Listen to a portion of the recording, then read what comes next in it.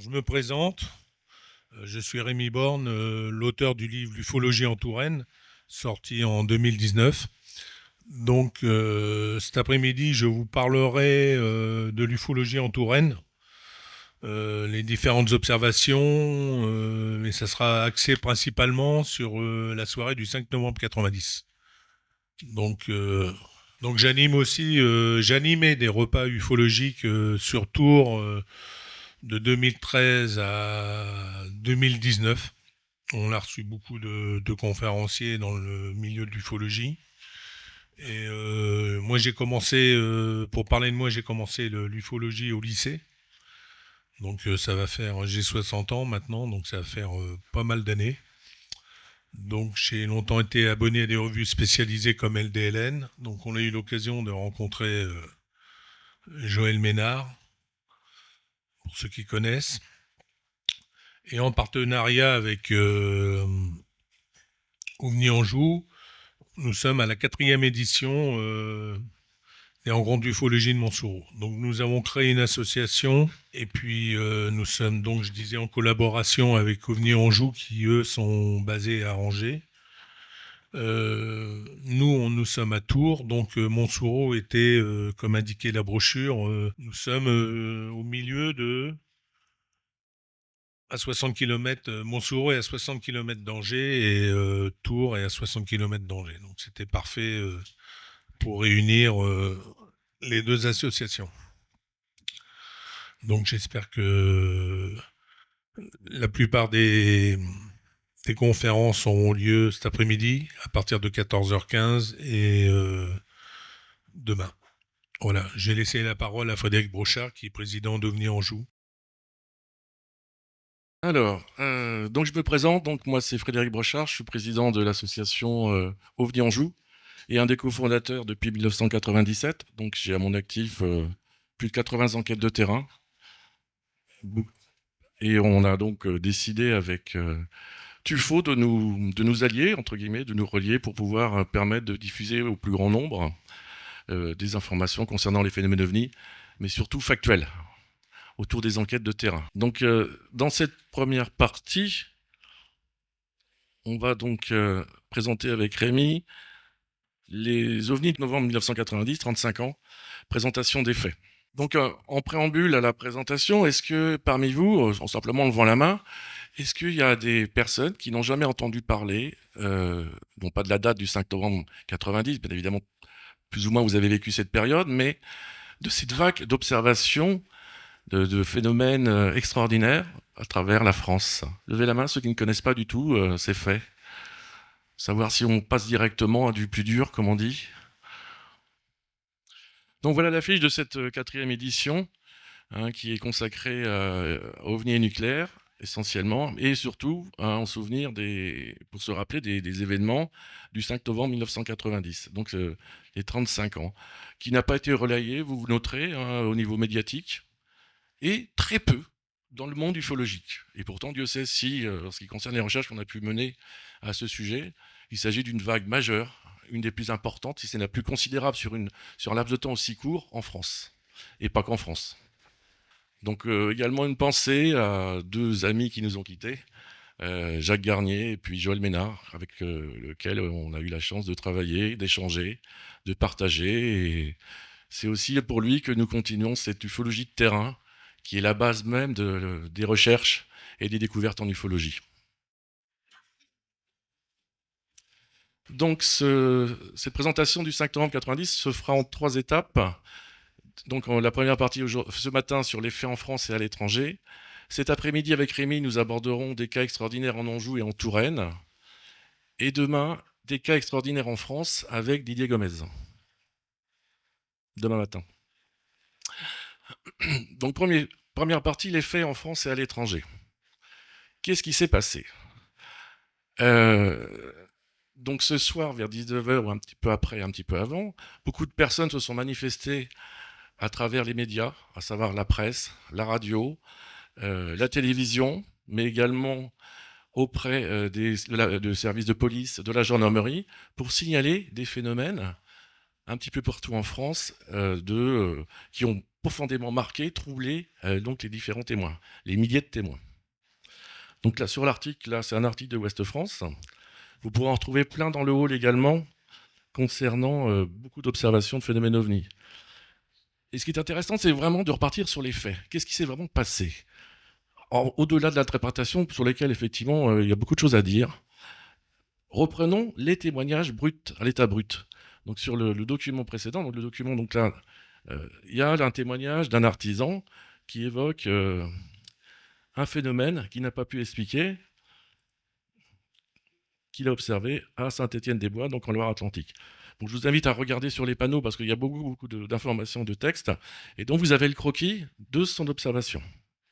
Il parle d'une énorme masse noire, une douzaine d'objets lumineux qui envoyaient des flashs de couleurs et d'intensité différentes. Lui a pensé à une escadrille d'avions, il n'y avait aucun bruit. Il a alors distingué une énorme masse noire qui se déplaçait au centre. De l'ailleurs s'échappait une fumée bleuâtre. Elle avançait rapidement et lui, il n'a pu la suivre que quelques secondes en direction du nord-est. Donc il estime à 300-400 mètres au-dessus de lui. La presse donc continue à se faire écho de ces phénomènes. Mystère qui tombe du ciel, les scientifiques perplexes, confrontés à l'inconnu, de quoi peut-il bien s'agir? Donc vous avez beaucoup d'éléments comme ça, un peu partout. Hein. Il y a énormément d'articles à travers la France qui ont été publiés concernant des choses pour lesquelles tous les organismes étaient complètement dans l'expectative. OVNI sur la France. Donc là, savoir que la date du 5 novembre, c'est un lundi.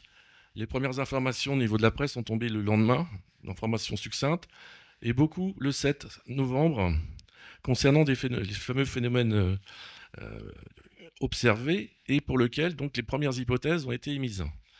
Météore, avion furtif américain ou autre hypothèse, le doute persiste malgré la position de l'observatoire de Munich, il n'y avait pas d'observatoire à Munich. C'était une erreur d'interprétation.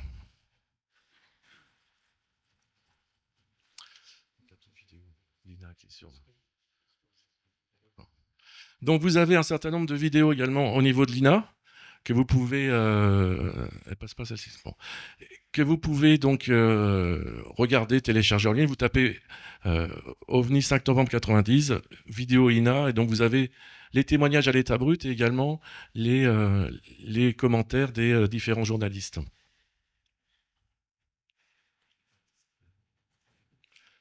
Une grande leurre a traversé hier soir le ciel d'Anjou. Bon, là aussi, encore un article concernant tous ces phénomènes lumineux inexpliqués. Donc là, vous avez un article du mardi 6 novembre.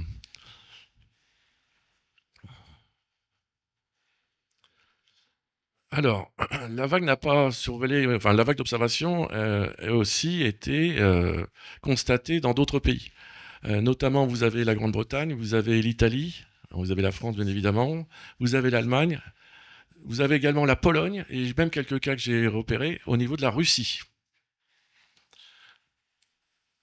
Donc là, vous retrouvez quelques articles où ils font état, notamment dans l'article concernant les pilotes d'avion, hein, de pilotes, évidemment, qui ont observé ce phénomène. Alors, ici, bon, un petit dessin humoristique, un petit peu de ce qui s'est passé, bon, l'expectative, le côté humoristique. Un ovni, et donc il y a un extraterrestre, enfin, le caricature d'un extraterrestre qui dit « À mon avis, c'est un phénomène naturel. » Donc, prendre le contre-pas.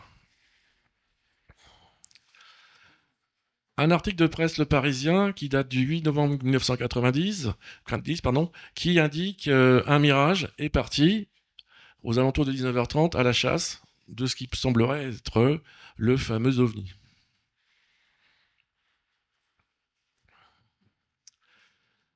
Alors, après sont tombées les premières explications. Donc là, vous avez extrait de 2 documents officiels émanant du CEPRA que vous retrouverez dans la salle d'exposition dans le hall, expliquant un petit peu le positionnement de cet organisme.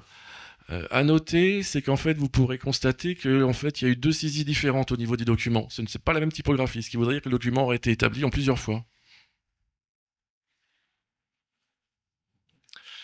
Alors, on a fait un travail avec l'IA pour pouvoir faire un résumé concernant l'événement. Donc il fait référence à l'événement et l'intervention du CEPRA, Donc le 5 novembre 1990 à 20 h, le CNES reçoit de nombreux appels signalant un phénomène lumineux survolant la France. Le CEPRA, donc, était le service d'expertise des phénomènes de rentrée atmosphérique de l'époque, en réponse, mobilise des ressources techniques et administratives pour gérer les témoignages recevant des appels pendant plus d'une semaine. C'était des milliers, voire des dizaines de milliers de personnes, voire plus, qui ont observé différents types de phénomènes durant un laps de temps, il faut savoir, entre 18h30 et 20h30. Donc c'est pas, il y en a la majorité située aux alentours de 19h, mais beaucoup ont été notés avant et après l'heure dite effectivement de cette rentrée. Donc le 9 novembre, le CNES confirme qu'il s'agit de la rentrée atmosphérique d'un troisième étage du lanceur soviétique Horizon 21. Tout à l'heure, je vous montrerai un petit peu une photo, enfin un schéma en fait de la fusée Proton qui a envoyé donc ce satellite. Analyse des témoignages. Selon cet organisme, un total de 1108 documents a été recueilli, comprenant 203 procès-verbaux de gendarmerie et 860 témoignages de particuliers. Bon, depuis, on peut peut-être multiplier par 10 le nombre. Hein. Ne serait que nous, au niveau de, enfin, on en parlera quand on parlera des phénomènes en Anjou et en Touraine, c'est déjà considérable à l'échelle d'un département. Alors imaginez, sur déjà deux départements, on n'a même pas pu mettre tous les cas tellement il y en avait à analyser et à étudier. Donc les observations, donc là le mettre bien au niveau du du CEPRA, les observations se concentrent entre 18h45 et 19h30 avec un pic à 19h. Et la durée du phénomène est estimée entre 30 secondes et 3 minutes. Regardez un petit peu l'amplitude quand même, hein, pour un même type de phénomène. Et même on en a repéré à plus de 20h30 aussi. Les témoins décrivent un immense triangle lumineux avec des couleurs orange et une boule lumineuse blanche à l'arrière. Bon, là je mettrai un bémol également, dans le sens où il y a énormément de phénomènes différents. Il n'y a pas que des phénomènes triangulaires, même si c'est la forme la plus couramment repérée et représentée par les témoins. Mais il y en a d'autres.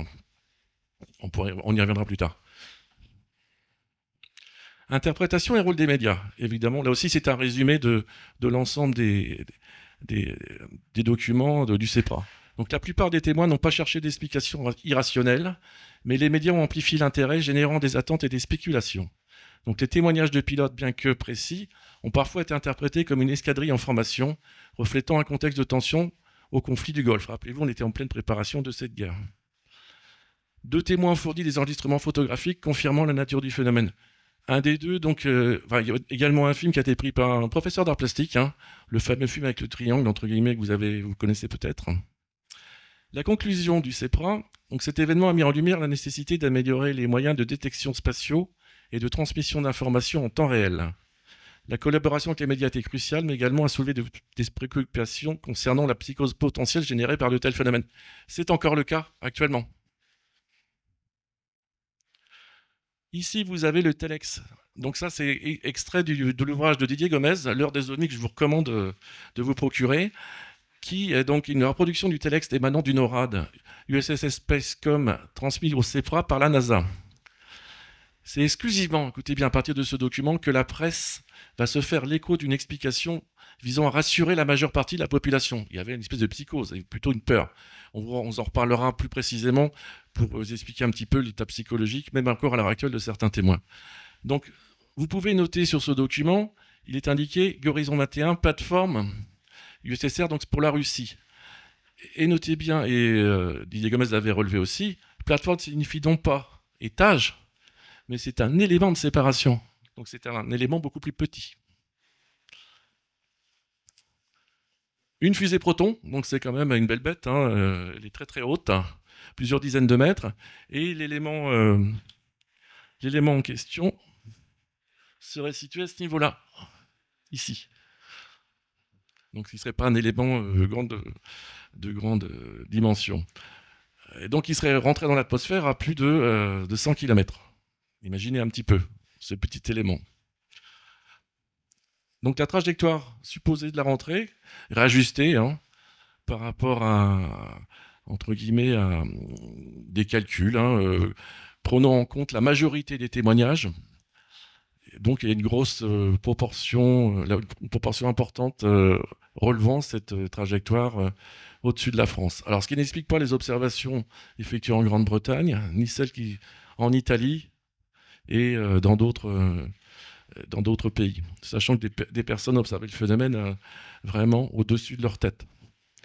Et de grandes dimensions pour beaucoup, avec des caractéristiques, donc on pourra revenir notamment dans la deuxième présentation. Et là, vous allez être scotché, parce qu'effectivement, il y a des choses qui dépassent même l'entendement humain, les connaissances actuelles. Alors j'ai mis ce petit document parce qu'effectivement, on est encore dedans. Voilà. Les Russes ont toujours bon dos. Hein. OVNI, encore un coup des Russes. Donc c'était eux les responsables, indirects. Parce qu'il s'agissait donc en fait, Horizon 21 donc, avait été lancé 3 jours avant, donc serait rentré dans l'atmosphère donc le 5 novembre, donc 2 jours après. Et donc du coup, le calcul aurait été fait par monsieur Nering, hein, qui aurait donc calculé cette trajectoire. Voilà, qui reste encore ce phénomène encore hypothétique. On n'a pas les confirmations officielles, hein, qu'il y a bien une rentrée atmosphérique à l'heure actuelle. Hein. Exemple de rentrée atmosphérique. Voilà à quoi ça ressemble. Hein. Donc ça a été prise depuis l'ISS. Hein. Alors, ce qui a été noté, ce que j'ai trouvé un petit peu marrant, c'est qu'en fait, ces photographies ont été éditées un 5 novembre, mais là en 2013. Est-ce le fruit du hasard ou pas? Je n'en sais rien, mais bon, j'ai trouvé ça assez intéressant de vous le montrer.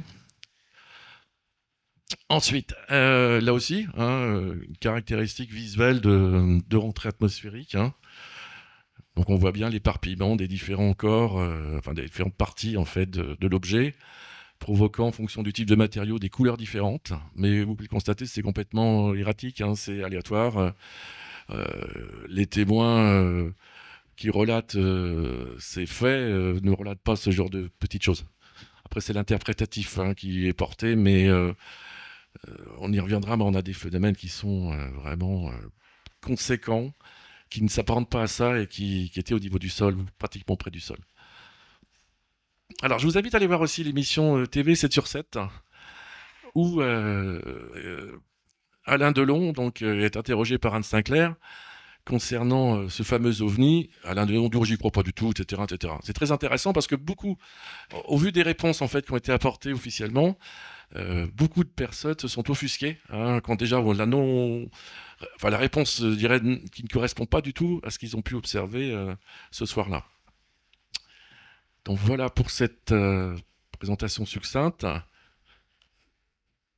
Est-ce que vous avez des questions, des choses à rajouter par rapport à ça hein? Le dossier est très complexe, hein, très complet. Hein, juste pour résumer, hein, on a une pile comme ça hein, de dossiers. Je crois que c'est les dossiers du 5 novembre qui sont les plus lourds en termes de cas. Hein. Bon, là, vous voyez, on n'est pas dans l'interprétatif. Hein. On est vraiment dans le côté factuel. Mais il y a des choses que nous ne comprenons pas hein, de ce point de vue-là. Pardon, bonjour. C'est pas Bonjour. vraiment une question, juste une petite anecdote. C'est assez frustrant pour moi cette histoire parce que je fais parfois des veillées avec mes jumelles. Et ce 5 novembre 90, j'étais à Tours et je suis pas sorti dehors, j'ai rien vu, malheureusement. Voilà, c'est tout. Mais c'est frustrant parce que moi j'en ai entendu parler après dans la presse. La frustration, moi je l'ai d'autant plus que ce soir-là, j'étais aux Beaux-Arts, parce que j'ai fait des études aux Beaux-Arts de Nantes. Et puis, en tant que jeune étudiant, on refait le monde, hein, tout d'un picon bière, machin, bon, voilà, hein, les rois du monde, hein, on est en 90, hein, il y a encore beaucoup de choses possibles à faire. Et donc, j'avais un ami qui, lui, habitait en SNI. Donc, il est parti un petit peu plus tôt. Donc, il devait aller prendre son train à partir de la gare de Nantes.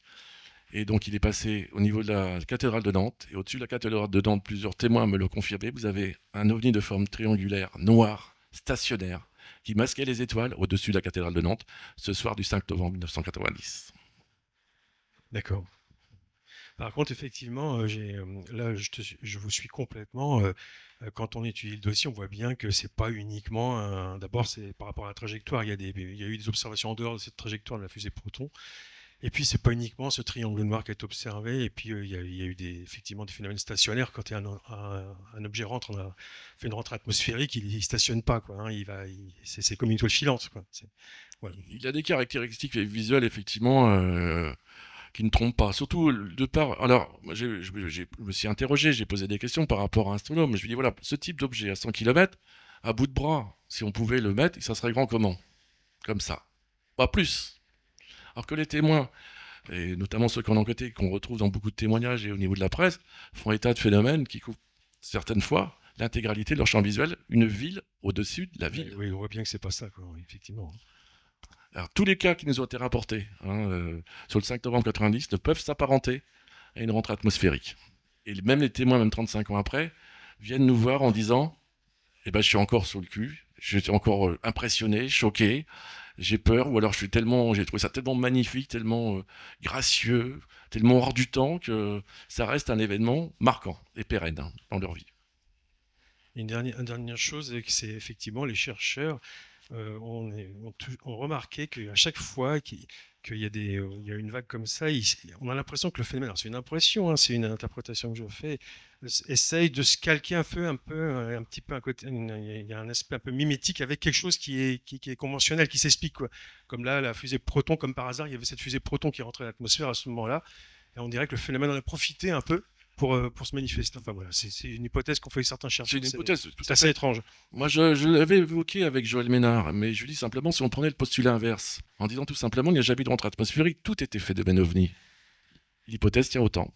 Oui, c'est vrai.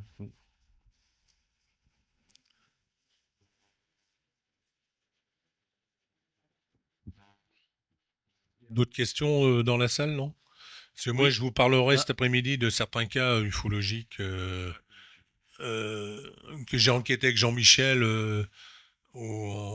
concernant le 5 novembre 90, mais qui ont été recueillis tardivement, puisqu'on les a fait en 2023, 24. Voilà. Oui, Patrice? excusez-moi, Ah, j'ai pas oui. parlé assez vite. Oui, allez-y. En 90, bon, j'avais 9 ans, donc moi, il y a pas Ouais. de...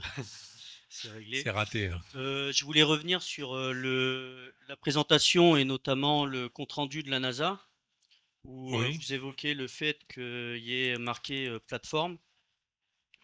Alors, faisant un peu de recherche moi aussi dans le domaine, on va dire, en général, les Américains utilisent le mot plateforme pour toutes sortes de matériel, que ce soit un avion complet ou pas. Mmh. Donc là, la plateforme, qu'est-ce qui fait que l'auteur, j'ai pas lu le livre, donc je peux pas trop. Bah, il est là, Didier Gomez. Ah, ben d'accord. Est-ce que monsieur Didier Gomez pourrait venir ici, s'il vous plaît? Oui, c'est Une question concernant le téléx que tu reproduis dans ton ouvrage, concernant l'heure des ovnis, par rapport à la plateforme. c'est pas un problème. En fait, dans le telex originel, bonjour à tous, pardon.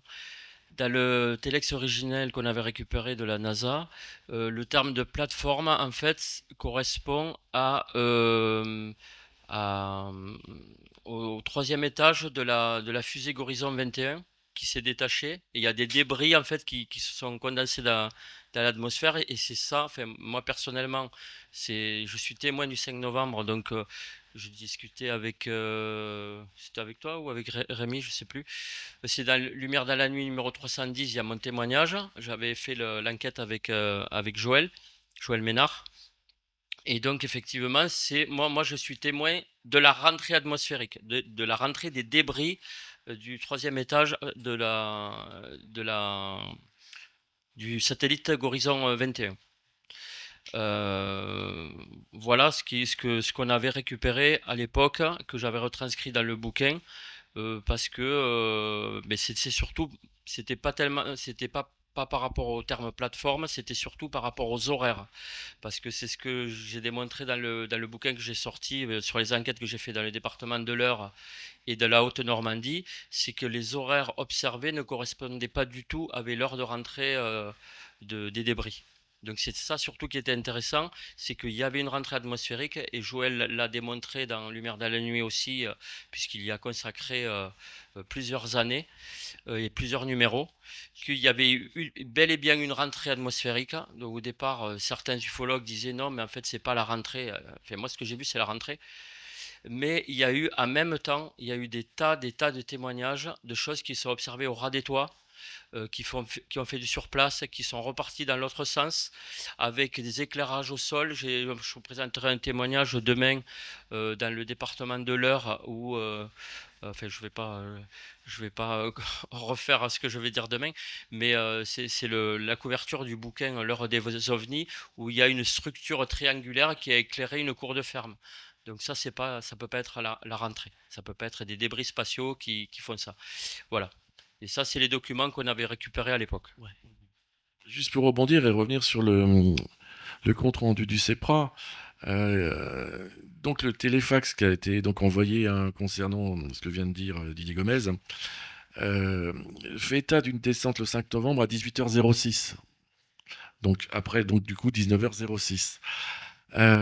Effectivement, donc ça correspond pas donc à cette fameuse 19h. 19h permet d'englober autour de 19h finalement. Et donc la rentrée, hein, elle se situerait donc selon le CEPRA à 103 km d'altitude. Imaginez bien ce que c'est. Et à 83 km lors de sa sortie au-dessus de l'est de la France. Pour un corps quand même de petite dimension.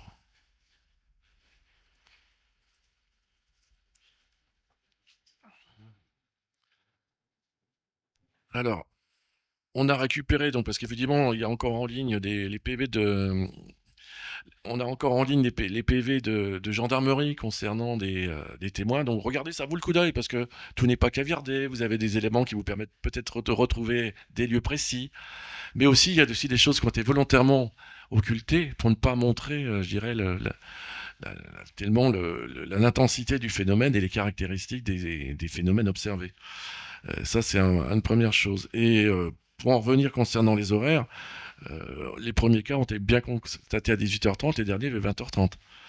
Et alors que le CEPRA note 18h45, 19h30, ce qui permet d'avoir une moyenne en fait.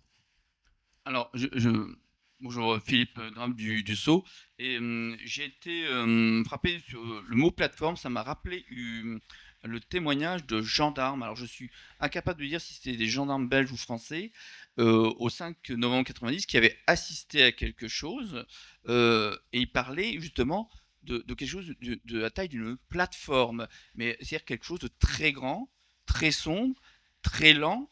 Et à un moment, ils étaient sur une colline et donc ils voyaient la plateforme à une certaine distance et c'est quelque chose qui, pour eux, qui était immense.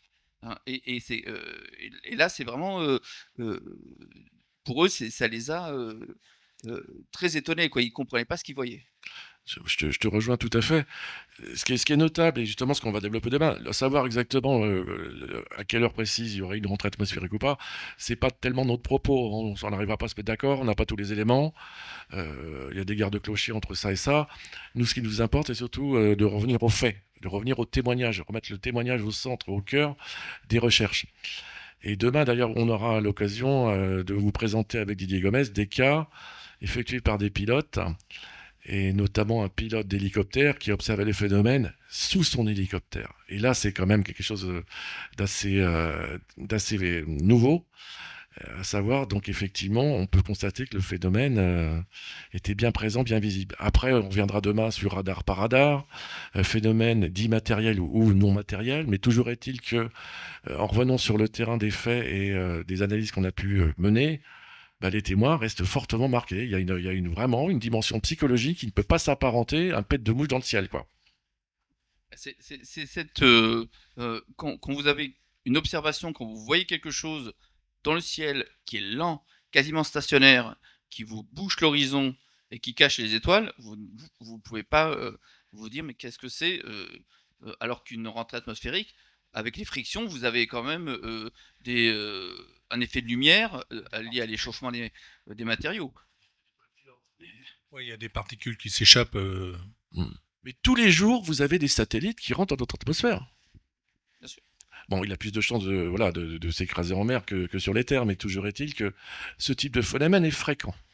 Hein, on reviendra demain concernant des cas en juin, où maintenant les gens ont plus des problèmes, je dirais, de compréhension de ce qu'ils perçoivent par rapport au Starlink, par rapport aux Ouais, fusées, etc. d'interprétation. Ouais.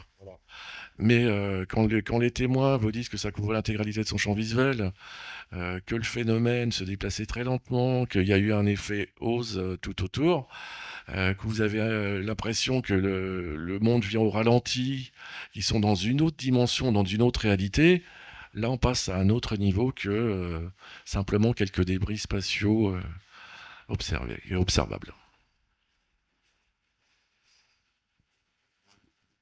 D'autres questions, non? Où? Dans le micro, il arrive.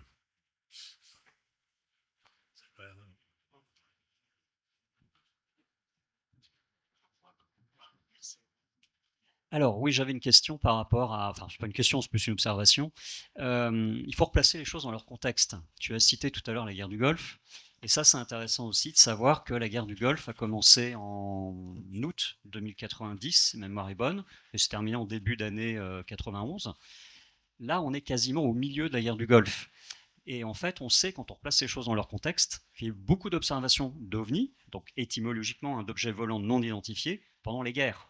On en a eu pendant la Seconde Guerre mondiale, évidemment, avec les fameuses, j'oublie le terme, Foo Fighters, merci. Et puis au Japon, il y en a eu également. On a eu pendant la Seconde Guerre mondiale, la Première Guerre mondiale, pardon, des dirigeables fantômes. On a eu aussi avant, avec la vague des dirigeables fantômes américains, mais pas que. L'Europe a aussi été concernée. Donc c'est intéressant de replacer les choses dans leur contexte et se dire qu'on a quand même des observations d'OVNI qui surveillent nos conflits, en tout cas les grands conflits, les conflits majeurs. Alors, j'ai pas assez d'éléments pour parler de ce qui se passe en Ukraine aujourd'hui, mais il est fort possible qu'il y en ait. Il y a eu, effectivement, durant la guerre du Vietnam, il y a eu des témoignages de soldats qui ont observé Oui, je l'ai oublié, oui. des phénomènes ovnis également. Et puis récemment, tu as toute une série de drones au niveau des aérodromes, aéroports. Bon, après, voilà, l'explication, c'est encore les Russes. Et c'est vrai que non, faut pas oublier non plus les différents drones américains de l'an dernier, hein, et pour lequel il y a beaucoup de choses. Et là, c'est pas les Russes. N'oublions pas, et ça, Stéphane Royer en parlera, notamment concernant les Drovni. Les Drovni qui ont survolé nos centrales nucléaires en 2014 et 2015. Hein. Pas que les centrales. Et pas que les centrales, des sites sensibles. des sites sensibles, avec des phénomènes là aussi où on a très très peu d'informations, parce que même si c'est filmé dans les centrales, il y a quand même une compagnie de gendarmerie, c'est cover-up total. Et c'est quand même là aussi des sujets très, très pointus et pour lesquels effectivement les langues se dédient pas beaucoup, voire très peu. Est-ce que vous avez d'autres questions concernant cette vague? Est-ce qu'à travers ça, ça a pu mieux vous éclairer, mieux vous donner envie de découvrir, de lire? On a fait un certain nombre de panneaux en conséquence que vous pourrez voir dans le hall où il y a beaucoup de documents, beaucoup d'informations. Mais c'est un sujet qui est très riche, qui est très pointu et qui est pas simple du tout à traiter au vu du nombre de documents et le temps à passer. Hein. Ouais, ça fait 35 ans. Donc. Est-ce que je peux passer derrière? Merci. Oui, c'est un sujet vraiment intéressant et important que je connais pas extrêmement bien pour être franc. Et donc la Touraine, enfin l'Anjou, la France, la Belgique et quel autre pays? Eh ben, la Grande-Bretagne, l'Italie, l'Allemagne, la Pologne et par extension aussi la Russie. Et je suis tombé sur un blog de quelqu'un qui a fait des recherches concernant le 5 novembre et on a des phénomènes aussi observés durant le même laps de temps. Donc là, on est quand même sur une vague, sur une très longue durée, une très longue distance. Et c'est ça qui est étonnant. Il est très très étonnant. Et on ne sait pas tout. À une époque, ils avaient mis en ligne au niveau du CEPRA les témoignages des pilotes. On le cherche désespérément. Ça avait été mis un jour sur Ufomania, le site, mais impossible de mettre la main dessus. Ces documents ont été effacés, n'ont pas été repris, donc officiellement. Mais allez voir sur le site du GEPAN, hein. Il y a des informations, vous avez des des centaines de pages concernant des cas d'observation. Bon, soyez pas surpris, hein, tous les éléments les plus importants, concernant évidemment l'identité du témoin, les lieux précis, hein, sont occultés, mais ce qui est occulté aussi, c'est les caractéristiques de vol, et notamment les croquis, beaucoup de croquis des phénomènes observés. Parce que là, évidemment, c'est dérangeant. Mais c'est dommage, effectivement, comme je disais en préambule, c'est que le milieu ufologique ne relaye pas l'information, ne s'intéresse plus à cette vague, alors que, récemment, on a fêté les 70 ans de la vague de 54, on en revient en 1947, là, on est quand même sur de l'histoire contemporaine, on est à 35 ans, ce qui reste quand même encore un sujet d'étude. Hein. Moi, j'ai eu la chance de faire mes premières enquêtes sur le 5 novembre 90 en 96-97. Malgré tout, 6-7 ans se sont passés. J'ai aussi pu rencontrer quelques témoins de 1954, heureusement. Mais il est vrai qu'avec le recul du temps, voilà. Mais moi, je me rappelle le lendemain, quand le copain m'a raconté ça, j'ai acheté le journal. Et curieusement, l'histoire, elle a été effacée pendant des années. C'est comme différents témoins, on en parlera demain. Ils observent quelque chose à une dizaine comme ça, ils sont subjugués par ce qu'ils voient, ça dure un temps pas possible. chacun part de son côté, comme ça, sans discuter. Ils se revoient pas, ils commandent pas. Donc,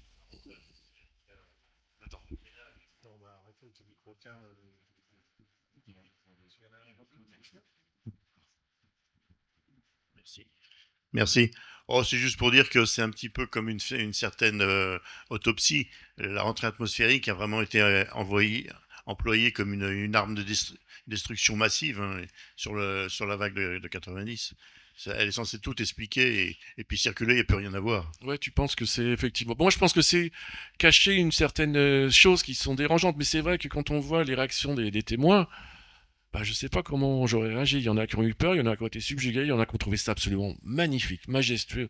Comme je vous dis, je l'évoquerai pas demain ce cas-là. C'est un cas que j'ai récupéré, un cas d'un jeune homme qui était en train de travailler, en train de réparer un bout de sa toiture dans l'Ain. Et donc il commence, c'est marrant, il se dit tiens, bah, faut absolument que je tourne la tête. Et donc il a observé un phénomène majestueux, très très grand, de grande dimension, et il s'y met à crier pour appeler ses parents. Ses parents qui étaient juste à côté n'ont rien entendu. Il était seul au monde face au phénomène qu'il observait.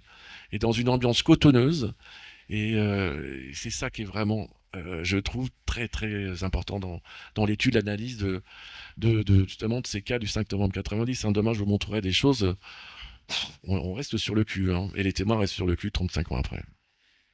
Alors, considérons qu'il y ait bien cette rentrée atmosphérique et d'autres observations qui correspondent, par exemple, à cette plateforme silencieuse. Est-ce que on a eu des rapports de signature radar lors du 5 novembre 90 qui seraient un peu suspectes, qui expliqueraient des observations? Alors moi, les quelques informations que j'ai sont deux types d'informations. D'aucuns disent officiellement pour les radars civils, il n'y avait pas de traces radar. D'aucuns disent, parce que les radars militaires n'ont pas les mêmes capacités, ils n'ont pas les mêmes altitudes, les mêmes compétences. Moi, j'ai un ami qui est décédé maintenant qui disait que lui, selon certaines sources, mais là aussi à mettre entre guillemets, certains phénomènes pouvaient se déplacer instantanément à 300 km en une seconde. Donc en fait, se matérialiser, dématérialiser, voilà. Bon, après, je n'en sais pas plus, mais il va de soi que les militaires n'ont pas officiellement dit qu'ils ne l'avaient pas vu ou vu au radar. Enfin, tout ce qui est radar, c'est pas top secret, mais le cas de Saint-Marc-la-Pile, là, à Saint-Marc-la-Pile, il y a des radars qui vont assez loin, hein, puisqu'ils couvrent le nord de l'Europe. Et à Saint-Marc-la-Pile, il y a eu une grosse observation d'un triangle à basse altitude. Hein. Et je crois que Annie, son mari, il n'était pas à la base, il travaillait à la base. Et il disait qu'ils étaient régulièrement, ils avaient des spots sur leurs écrans. Bon, après, ça reste militaire. Parce que c'est secret défense, tout ce qui touche au ciel, ça concerne la sécurité du pays, donc ce genre d'information n'est pas divulgué. Ou alors à petite dose par des militaires en retraite, mais bon, souvent c'est trop tard. Et puis bon, après, ils ont peut-être un devoir de réserve de rien dire. Donc, J'avais entendu parler d'une signature radar qui mettait en lumière la région de Taverny. La région de Taverny, c'est une région un peu stratégique, puisqu'on a le centre de commandement de nos armes nucléaires. Oui, bah, de toute façon, ça fait partie des sites. Hein?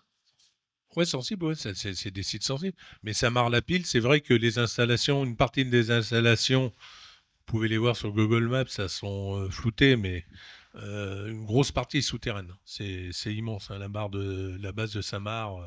Bon, celle de Tours, c'est fini. De toute façon, c'était une école de chasse.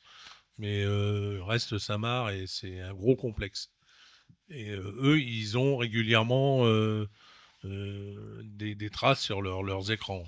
Voilà. Après, de ce que on nous a dit, hein, je n'ai pas été vérifié sur place, parce que de toute façon, on est ce genre d'installation, il n'y a même pas de photos, il n'y a rien, quoi. Mais pour le 5 novembre, ce qui est complexe aussi, c'est qu'on a quand même des observations à très basse altitude, hein, estimées même par des témoins, aguerris. Hein, prenons l'exemple, on en parlera demain, l'exemple de Jean-Gabriel Grelet, hein, l'exemple du pilote d'hélicoptère avec et bon d'autres cas où effectivement là on se dit mais c'est avec comme disait Stéphane Royer, c'est qu'effectivement avec des faisceaux comme on dit Didier Gomez, donc avec des faisceaux de lumière tronqués, hein, qui éclairaient le sol, des caractéristiques de vol avec des vols stationnaires sans bruit. Je vous présenterai cet après-midi avec Rémi des cas à côté de chez nous, hein, pas besoin d'aller bien loin, hein, durant cette vague du 5 novembre 90 pour constater qu'il y a des phénomènes qui échappent à toute explication conventionnelle, encore moins d'un point de vue aéronautique. Et c'est là justement où cette vague a le mérite d'exister, d'être occultée médiatiquement, d'être complètement l'affaire est classée, même si même quelques années après, le GEPAN a reconnu que dans la vague il y aurait pu y avoir autre chose. Mais je crois que sur le moment, ils n'ont pas ils n'ont pas voulu réagir parce qu'ils étaient dépassés par les événements. À savoir que la terminologie de cette fameuse vague d'observation, elle s'intitule dans le milieu militaire la soirée ou la nuit des généraux. Voilà, vous avez tout compris. Surtout qu'il y a certaines observations qui sont différentes au niveau du déplacement de direction, donc qui ne concernent pas du tout la rentrée atmosphérique. C'est ce que s'attachait à chercher Joël Ménard aussi. Des cas atypiques. Monsouro, par exemple, on a enquêté avec Jean-Michel sur les hauteurs de Monsouro. Des questions? Juste une observation, on parlait des radars. J'ai fait quand même pas mal de recherches sur les radars. Et il s'avère que les radars en France, mais dans l'ensemble des pays, il y a le radar primaire qui va choper les sources brutes. Bon, j'apprends rien aux anciens, je pense, mais ce qu'il y a, c'est que les radars vraiment de contrôle, ça va être tout ce qui est IFF, enfin, tout est déjà déterminé. Dès que quelque chose sort des détections normées, si je puis dire, donc de tout ce qui nous intéresse, c'est-à-dire missiles, avions, éléments de l'ennemi, enfin de l'adversaire, automatiquement des logiciels sortent de ces radars les détections un peu étranges, on va dire. C'est tout de suite sorti en fait. C'est pour ça que le GEPAN demande en général les traces radars, mais les traces radars primaires qui, elles, gardent l'ensemble des traces. Pour le cas du pilote là d'Air France du Bosque, c'était le cas. Ils ont récupéré la trace radar primaire, mais ça avait été sorti des radars. Ça avait effectivement été au-dessus de Coulommiers, je crois, en région parisienne. Bon, d'ailleurs, ce qui est pas anecdotique, mais effectivement, le commandant du BOC est décédé, personne ne l'a su, et au niveau médiatique, il n'y a eu aucun relais. Pourtant, c'était quelqu'un qui, mordicus, hein, a quand même observé un objet de grande dimension de forme lenticulaire, ainsi que l'équipage. Et là aussi, effectivement, bon, ça part dans l'oubli du temps. C'est comme beaucoup d'archives ufologiques et autres. C'est pour ça heureusement qu'on a le sceau qui permet de protéger et préserver pour les générations futures, hein, ces ouvrages, ces choses. Et d'ailleurs, il va vous dire un petit mot, Gilles Durand. Bonjour à tous et à toutes. Donc, on est 3 membres du sceau ici. Philippe Drab, Patrice Galacteros, qui est également le responsable d'OVNI Paris. Voilà, donc le sceau est une association qui a été créée en 1990 sur le constat de la disparition des archives des pionniers de l'ufologie française, entre autres. Et pas que, hein. Dans d'autres pays, ça s'est passé aussi comme ça, en Espagne ou en Belgique par exemple. Et donc on s'est réunis en février 90 et puis on a décidé de créer une association. On a trouvé comme nom SAU, donc Sauvegarde Conservation des études et archives ufologiques.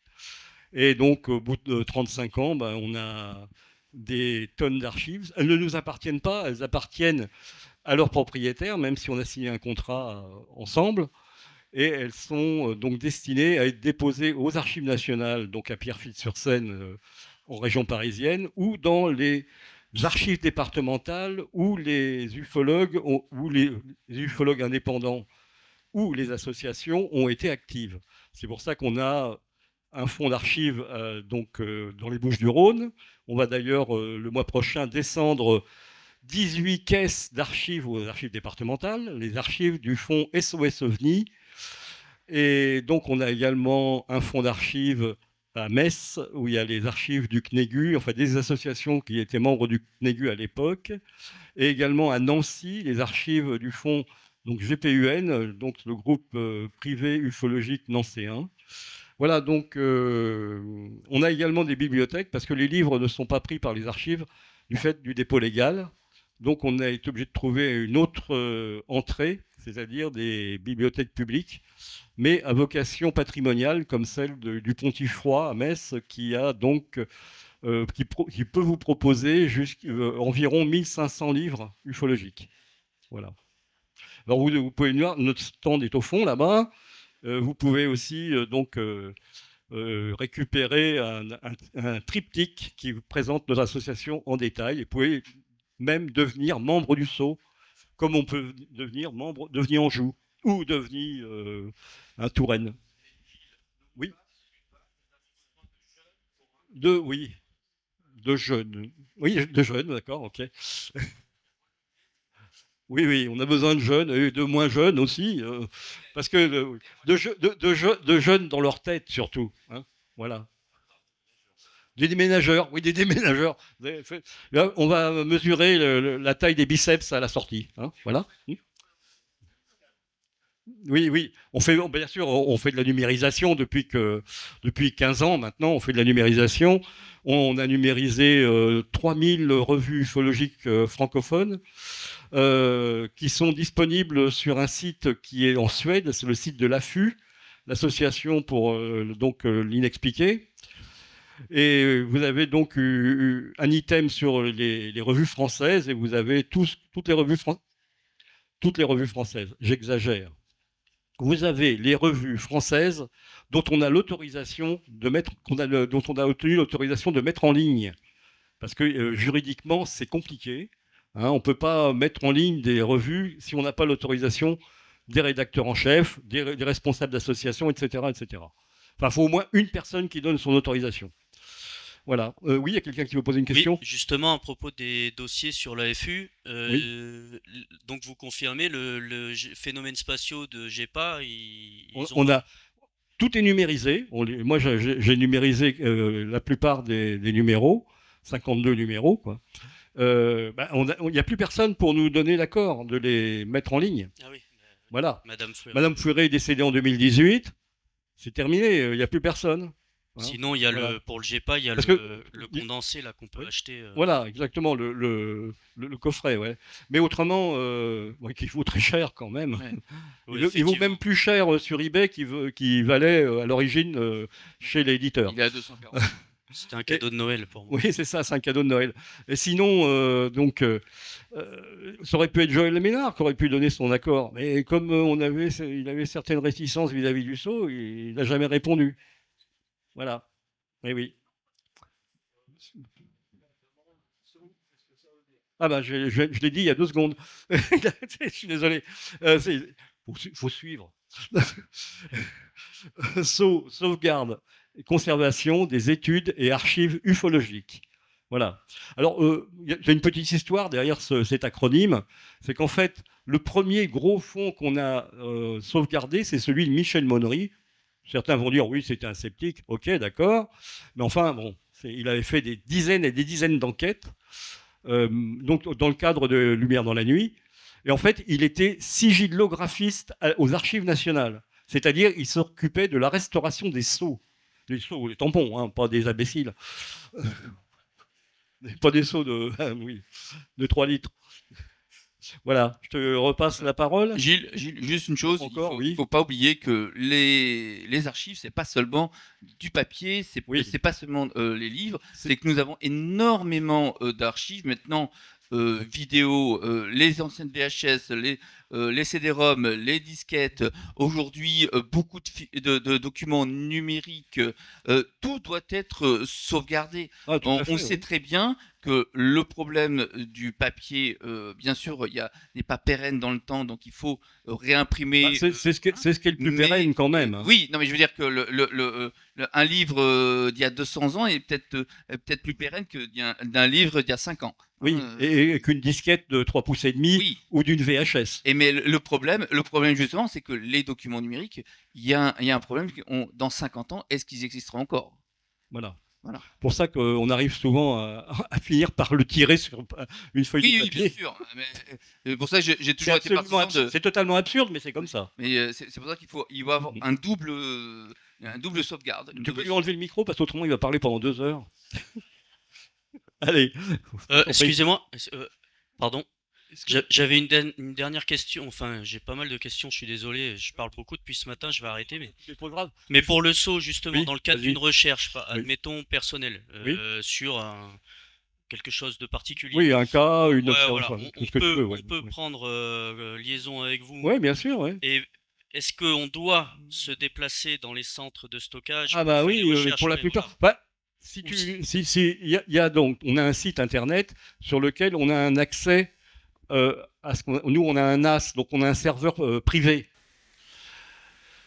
Donc, on va vous présenter le programme de cet après-midi. Donc, vous aurez une conférence de Stéphane Royer et de Didier Gomez de 14h15 à 15h45, comprenant un moment d'échange avec le public. Donc, 2 intervenants autour, effectivement, de une attente, quelque chose qui est très attendu par le public, parce qu'on parle beaucoup de nucléaire, on parle aussi beaucoup de drones, de drovnis, de survol des centrales, survol des sites stratégiques. Et là, effectivement, on a vraiment pensé que c'était le meilleur moment de pouvoir faire venir de Paris et d'Albi, quand même, ces 2 intervenants rares autour de cette thématique. Cette thématique qui sera reprise le lendemain concernant les drovnis, les centrales, et le survol des centrales nucléaires, avec un autre intervenant qui est là. Donc c'est Monsieur Liard, c'est ça, écrivain, qui va présenter ça donc demain. Donc pour cet après-midi, donc le début de la conférence, on commencera pile poil à 14h15, qui durera jusqu'à 15h45, suivi de Rémi et moi qui allons présenter les cas d'observation en Anjou et en Touraine concernant le 5 novembre 90, notamment des cas inédits, des cas enquêtés, des cas de terrain. Tout ce que l'on va présenter au niveau d'OVNI Anjou, ce sont des témoins que nous avons rencontrés sur le terrain des faits, et vous aurez donc les représentations de leur part. Rémi, lui, va plus faire vous montrer le même type de choses, mais avec des réinterprétations des phénomènes observés. Parce que les cas qu'on a enquêtés avec Jean-Michel, on était carrément sur le lieu avec le témoin. Donc, oui, également. il n'y a que comme ça qu'on peut voir vraiment l'environnement et tout le reste. Même si on n'y a pas été de nuit.